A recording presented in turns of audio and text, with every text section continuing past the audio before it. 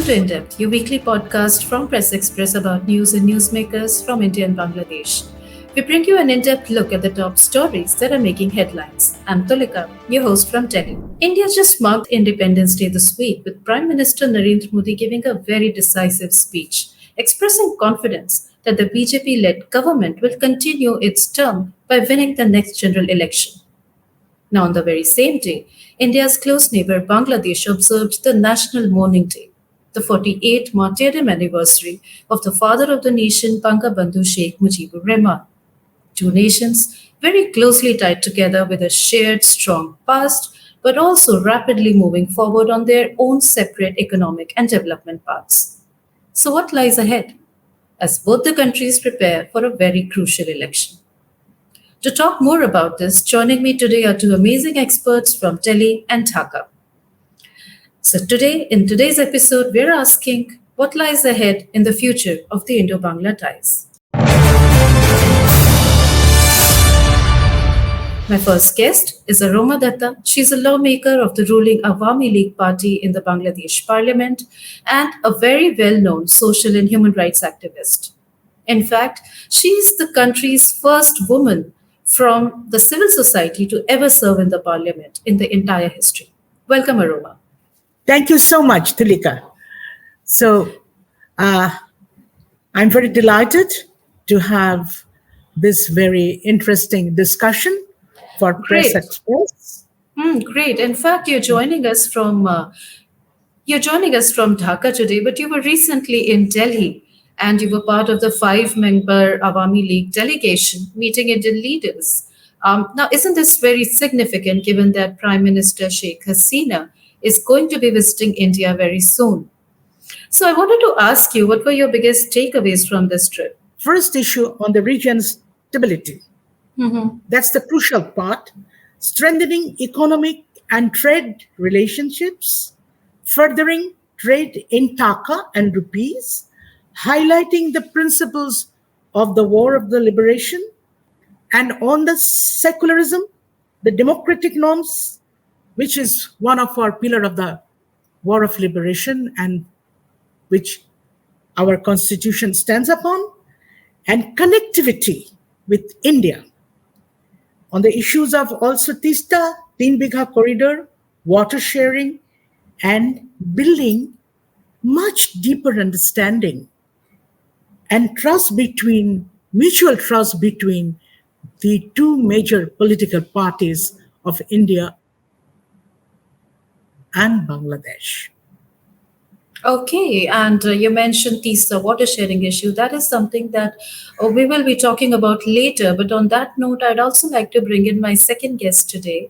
He's Dr. Shubhra Kamal Datta, and he's an international political, economic, and foreign policy expert. He's joining us from Delhi. Welcome, Dr. Datta. Thank you so much, Tulika, and namaskar to Aroma Dattaji. It is a pleasure to be on the same panel.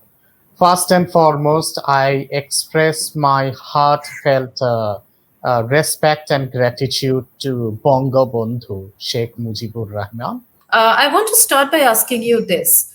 India so far has not given a direct official comment to support the Awami League government in the next general election. Is that a strategic move? Giving indirect support to the Awami League for the coming election would be, in a way, getting involved into the domestic politics of Bangladesh, and that would actually infringe upon the independence and the freedom of the Bangladeshi people and Bangladesh as such. And like the same way, we would also not expect Awami League to give in open support to BJP for 2024 election. We would obviously want Sheikh Hasina's government to come back to power with a thumping majority whenever the fresh and general election is held in Bangladesh in the beginning of next year. And we would want this government to continue because this strategic relationship between both the countries and the way it has developed and unfolded in the last 10 years or so This Right. has to continue. This has to continue for the betterment of both the countries and for the betterment of the people of both the countries. So I'm getting the sense that on one hand, you're also saying that we don't want to interfere directly, but there is enough clarity about what India wants as the next government. Continuity is key here.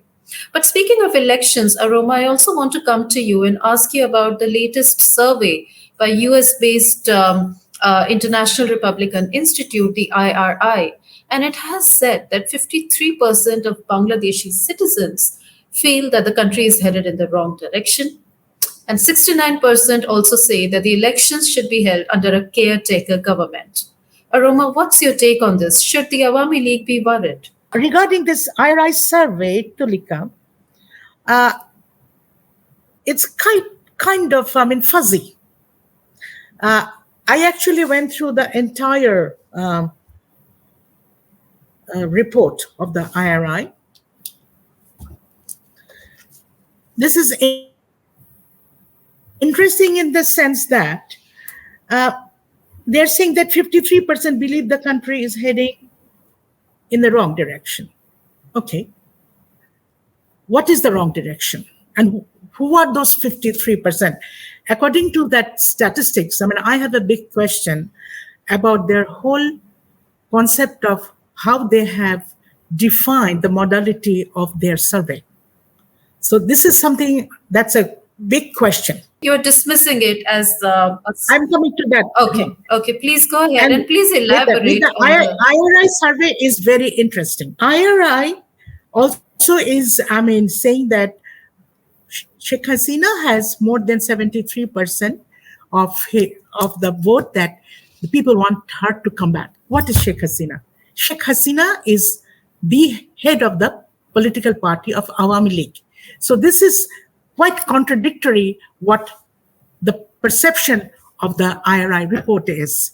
United States of America's agencies and institutions, they should be more bothered about what's happening within their country as such, and perhaps it would be better for them to do in surveys in relation to their own domestic concerns within their country as such.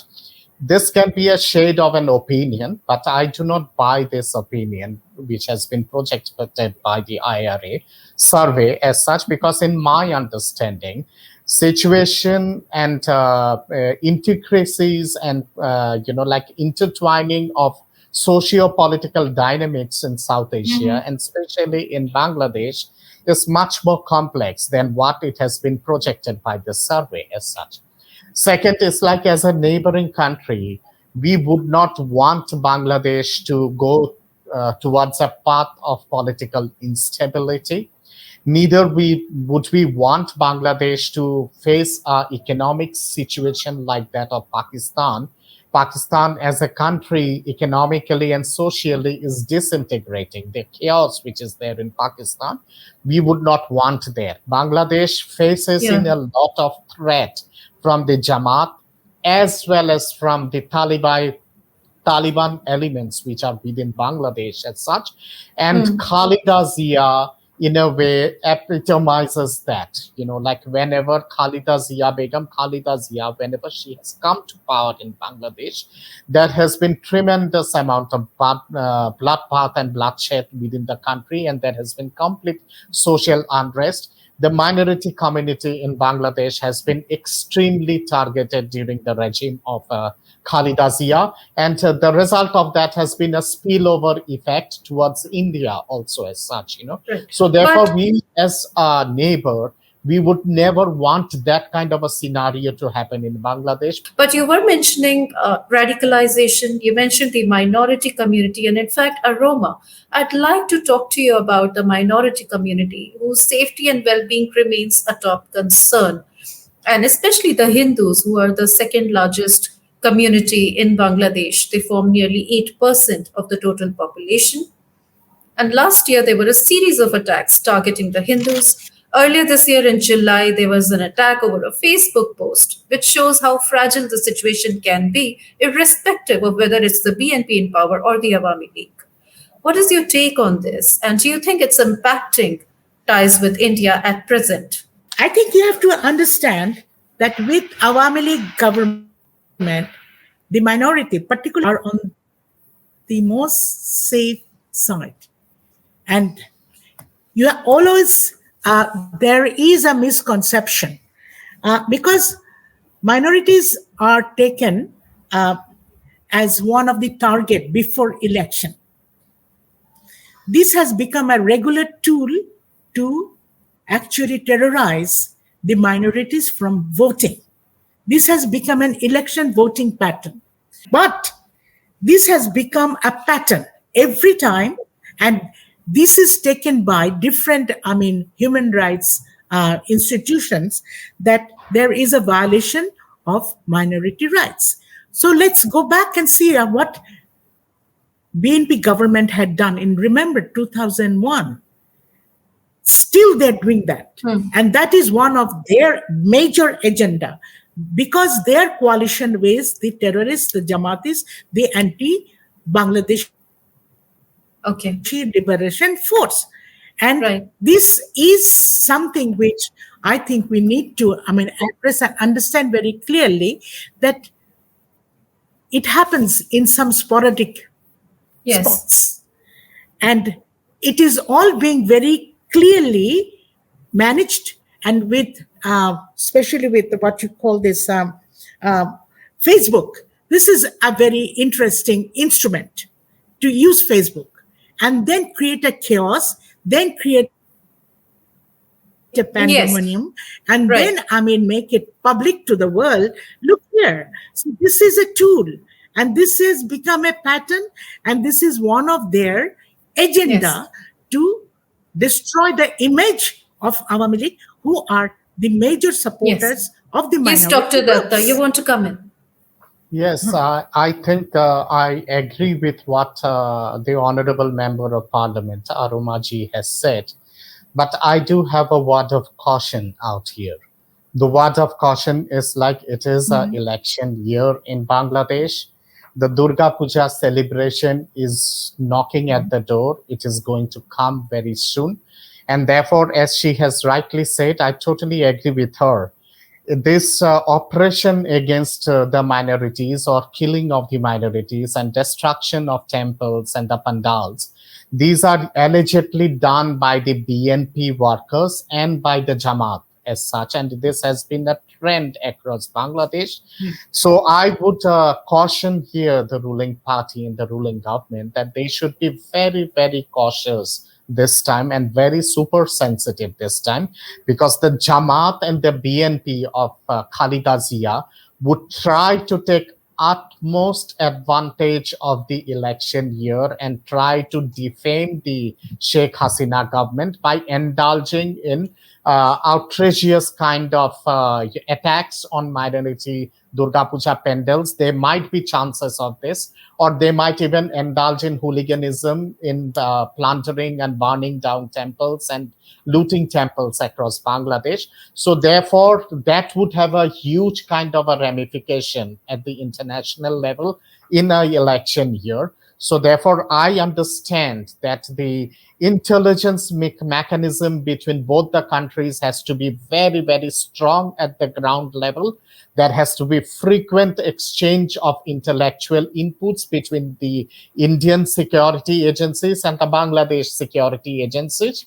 And together with that, there has to be proper kind of political support to Bangladesh also by Okay. India, by exchange of inputs as such, so that this kind of horrible incidents do not take place, Okay. and that should Does not not take creating place. any kind of chaos within Bangladesh as such. So therefore, it is a word of caution as a friend from a very friendly country, that the ruling government in Bangladesh has to be super, super cautious this year. Right. In I fact, just want to Durga bring Puja in, is the time. I just want to Yes. mention also, Yes. uh, just last year Durga Puja, we had more than 36,000 Durga Puja was observed all over Bangladesh. There was not a single instance. So you can imagine how careful, how supportive the government is, our government, the Awami League government is.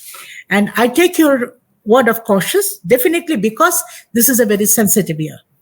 So the anti-liberation force, the BNP alliance with the Jamaatis, will try to do something very destructive, and they might try, but the government is already taken steps. But with your words, I will convey to our honorable Prime Minister that something which has come from the friends from our neighbor India, so that our minorities are protected.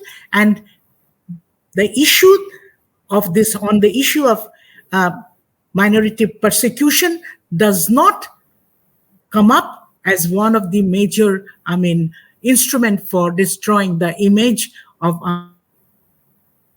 Awami League, which is one of the protector of the Hindu minority. Right. And this is something I obviously has taken with deep respect, and I really appreciate, and we will look into the matter more deeply. Right. Thank In you. fact, you were so right. Election related violence is such a common trend across different Yeah, countries. And Durga Puja exactly. related violence has happened in the past in Exactly. Bangladesh, as it happens in other countries with their minorities as well. But on a Exactly. very different note now, Dr. Datta, I'll come to you and talk about the economy and trade ties between India and Bangladesh. But is there room for more strategic initiatives given the fact that India's other immediate neighbors, Pakistan and Sri Lanka, are undergoing this devastating economic crisis? What is your take on that? And in my understanding, it is also in the benefit of India that we have a economically sound and vibrant Bangladesh. That is for benefit of India also in terms Right. of our strategic equation at the Indo-Pacific, and in terms of economic and social stability within India, especially in Hmm. eastern part of India. So it is in our interest also that we should have a strong, vibrant Bangladesh with a vibrant economy. And it is in benefit of both the countries that the relationship, especially at the economic parameters and in the Yeah. business parameters, solidifies further. There is a lot of potentiality for Yes. commonalities of areas where things can work out. And I think if we work in that direction, it would be a win-win situation for both the Yes, countries. but I want to come in and also say that yes, Bangladesh is the largest trade partner for India in South Asia. Exports to Bangladesh grew more than 65% last year. But given the fact that there is this economic crisis going on in Pakistan and Sri Lanka, other immediate neighbors of India, do you think it makes Bangladesh really central to India's neighborhood first policy? Yes, it does. It does make Bangladesh central to India's neighborhood first policy as such. And together with that, it becomes very vital for India to see the economic and social stability of Bangladesh, because we do not want any kind of economic crisis in the eastern part of our border. There is already a simmering economic crisis which is emerging in Nepal, which is of a concern for India. We have seen the devastation in Pakistan and we have seen the devastation in Sri Lanka. Sri Lanka, the devastation has happened because of wrong policies being followed by the previous governments in Sri Lanka, and the way Sri Lanka had surrendered before China. And Pakistan's economic crisis is more internal to Pakistan. So therefore, in my understanding, if at all, if there is any kind of minor economic problems happening in Bangladesh, India would come out of the would come out would go out of the way. As such, India would go out of the Right. way to help out such a friendly country like Bangladesh, because as I said, it is in the interest of India, it is in the interest of Bangladesh that there is a solid economic stability in Bangladesh. Yes, and economic crisis, economic instability directly impacts political stability in this region, like you rightly said. But Dr. Datta, you're talking a lot about India-Bangladesh strong ties. Where do the fault lines lie? Roma, I'll come to you first, and then Dr. Datta to you as well. Where are the fault lines in India-Bangladesh ties? There are not very many, but there are there is major one issue which I would like to just bring it up. The one of the major front line comes on the repatriation of the Rohingya refugees. This is something where we are expecting India to receive support from the Indian government, particularly at the UN level, from the Honorable Prime Minister on the stand of the repatriation of the Rohingya refugees. Because it's more than 1 million. And you can see that we have our Honorable Prime Minister has created Bhashan Chor, where they are being given shelter and everything she could do. And she is considered as now the mother of humanity by the But Bhashanchor, world sorry to cut in, but leaders. Bhashanchor itself is But the island, this is the something, remote island, which is really susceptible to cyclones and natural calamities, and that itself is quite a contentious issue, isn't it? it is not that, bad because we control cyclone now. Bangladesh is known for, one of the greatest model of how to control disasters. Okay. And Bashanchar is not one of that disastrous area. Okay. Okay. Well, thank you for explaining that. upsurges, So, refugee repatriation is one of the issues that remain to be resolved properly between India and Bangladesh. And I want to come in and ask you here about China. Dr. Datta, you mentioned China. Is India uncomfortable with Bangladesh's growing ties with China? China is a development partner. It's a development partner in the sense that they are more into business partner. Basically, they're business partner. China does only business. So China controls the world, business world, globally. China also has made investments all over the world, including India, Bangladesh, everywhere. So we actually go by the kind of business support which we receive. But politically, this is a different ballgame. We are not in the same line with the political kind of doctrine of China. No. And this is very clear from our point of view. But we have to go by the business, the development support which is there, but An particularly important with the business infrastructure. partner. An important business partner. Yes, Dr. Datta, you want to comment? Particularly the support for infrastructure. Can I come in? Yes, Dr. Datta. Well, in relation to the fault lines which you had mentioned about India and Bangladesh, are there any fault lines as such? Now, if I have to summarize that in just 3 or 4 words, and I summarize this in Bangla only, the relationship between India and Bangladesh is so strong that we actually say Ganga amar ma, Podda amar ma, amar dui chokhe dui joler dhara, Meghna Jamuna. So yes, so from there itself one can understand as to how solid the relationship is. If at all, if it is a fault line, then fault line I would say that might I'm be. sorry. Sorry, The fault. can you also translate it and then continue for Yes, our I'll audience? translate that. What I would say is like Ganga is my mother, Padma is also my mother, and the tears of my eyes is Meghna and Jamuna in Bangladesh. Which are the top rivers in India and Bangladesh. Yes, the rivers, So these rivers are common in India as well as in Bangladesh. Jamuna is actually Brahmaputra of India, and Meghna is actually the Barak of India, and Ganga is Padda in Bangladesh, So, Right. so from there itself, the cohesiveness of this relationship can be understood.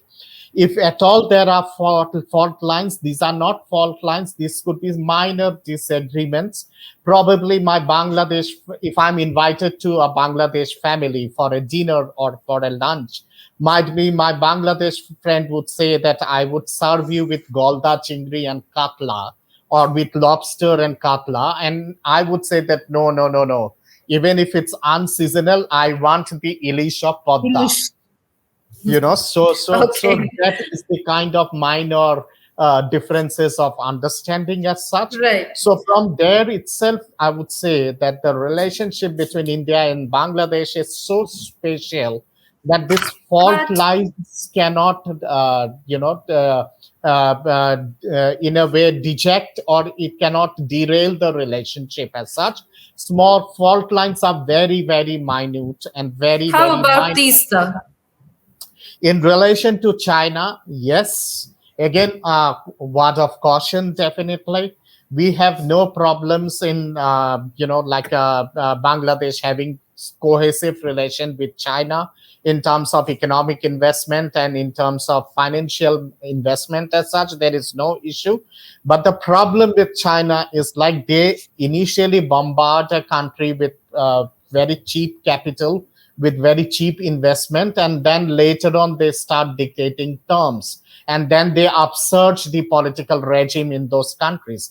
But how about Tista water sharing? You were mentioning some of the top rivers, and Tista water sharing is still one area that remains a disagreement between India and Bangladesh. And Dr. Datta, I want to come to you first and ask you that last year, when Prime Minister Sheikh Hasina visited India, there was this landmark agreement for the Kushiara River water sharing, which remains such a successful thing to date.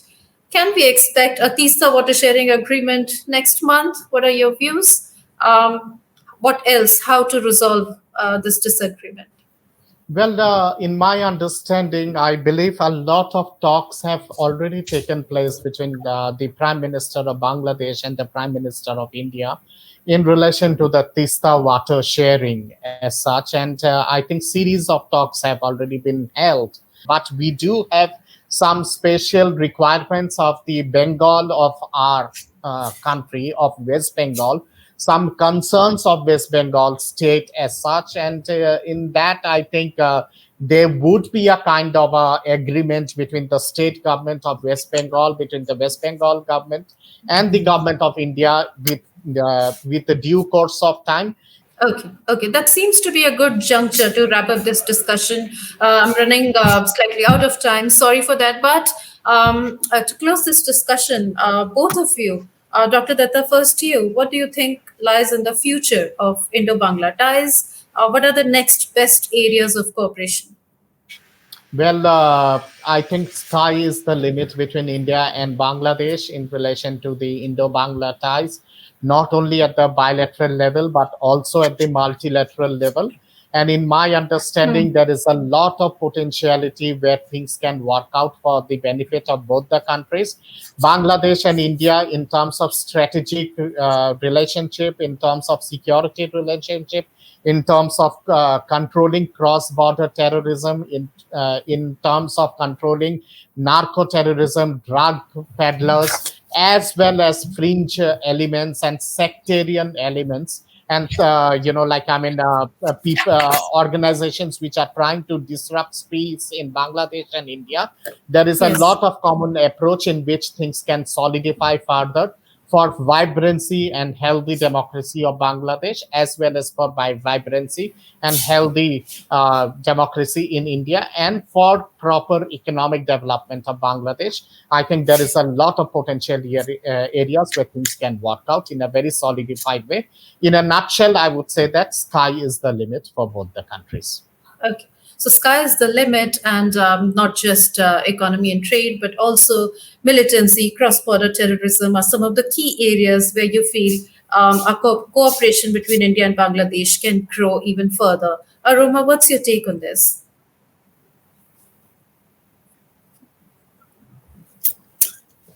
I really love, I really read this saying of this. I just want to mention here that this, I think I should, because because we are growing, I mean, two nation with golden bondings. We need to look into the visa issue a little bit more because people have their many relatives from 47, then 71, and then people go for education, for treatment. Just take a simple example from Europe. The countries in Europe fought for hundreds of years. But now, look, the European Union, they don't need, visa, passports, they just need a permit.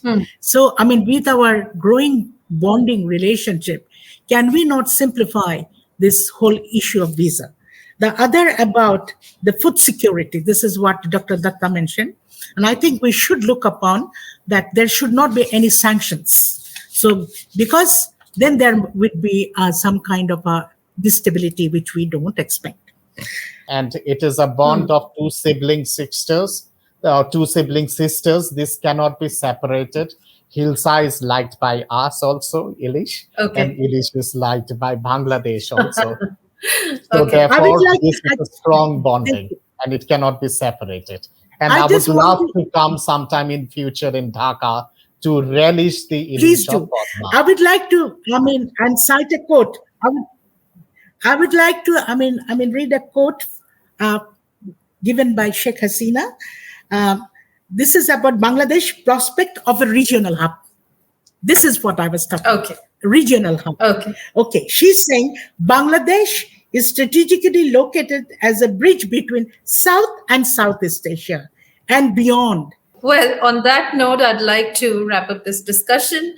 Both of my guests here seem to have a lot of sibling love between India and Bangladesh. But there are challenges. There are issues with visa simplification, food security, water sharing issues, and refugee repatriation. And the guests also mentioned growing stronger ties in cross-border terrorism and militancy cooperation. But we still have to wait and see what happens, what are the new governments that take shape after the elections, and how will that shape the political and regional stability in this region. Well, thank you both for sharing your insightful views today. Thank you. Thank you. Thank you, Dr. Datta. Thank you, Tulika Bhatnagar. Thank you. And thank you for having us. And I would end up with one saying, chol, chol, chol, chol, re, chol, re, chol. So the national continue anthem walking, of keep walking. Has that line. So I think we all should go together and we all should move ahead. And for our listeners, I hope you're going back with a more in-depth understanding of where India-Bangladesh ties are at present. What's the sentiment, as you can see very clearly from how our guests interacted today, and what happens into the future of the Indo-Bangla ties? Please feel free to share your feedback with me on my email tulika.bhatnagar@pressexpress.org or DM me on Twitter and Facebook. You were listening to In Depth, and I'm your host Tulika. Till we meet next time, it's Namaste.